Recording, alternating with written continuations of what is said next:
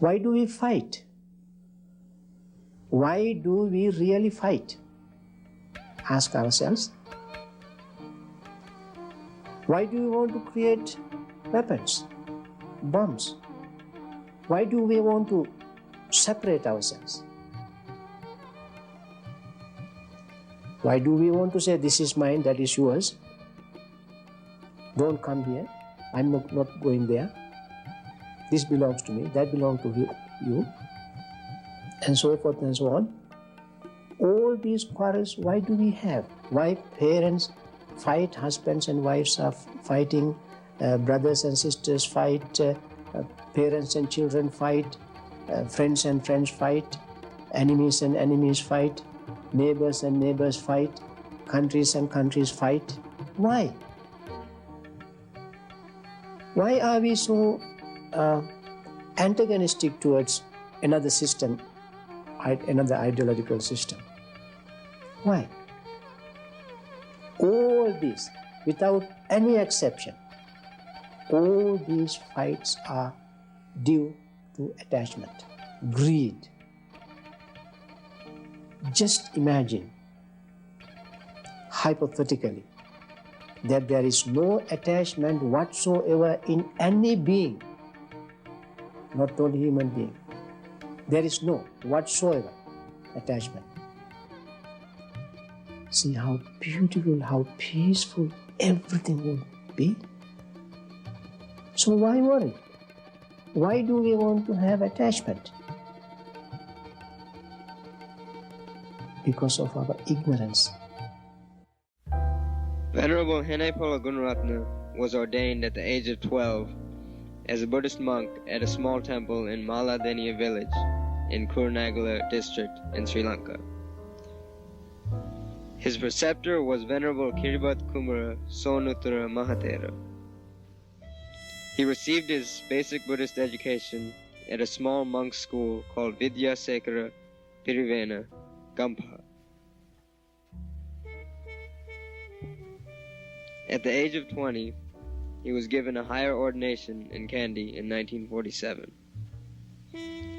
He received his higher education from Vidyalankara College in Kelaniya and Buddhist Missionary College in Colombo.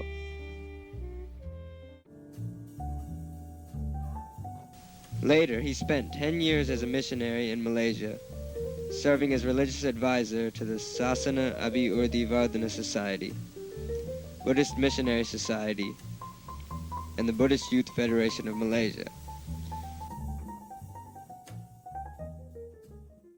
Venerable Gunaratana came to the United States in 1968 to serve as Honorable General Secretary of the Buddhist Vihara Society in Washington, D.C.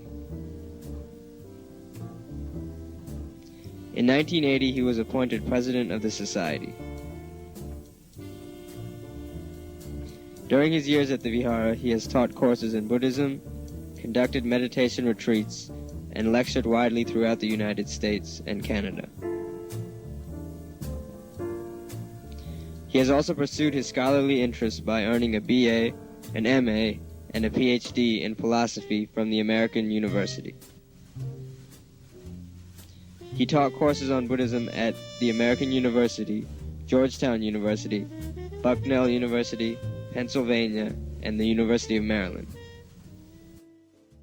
In May of 1975, while Bhante Gunaratana was serving as the Buddhist chaplain of American University, he received a request from the U.S. State Department. Could he help with the relocation effort of Vietnamese refugees? Immediately, Bhanteji said yes, not knowing the scale or magnitude of the challenge he faced. Accompanied by a friend, John Garges, who had helped with Cuban refugees, Bhante flew into Eglin Air Force Base in Florida. Then, for the following 2 months, Bhanteji helped minister to the hundreds of Vietnamese refugees who were being flown in daily, in the immediate aftermath of the fall of Saigon. Most of the refugees had only the clothes on their back. Many were injured and sick. Often their only possession would be a Buddhist book or a Buddha image.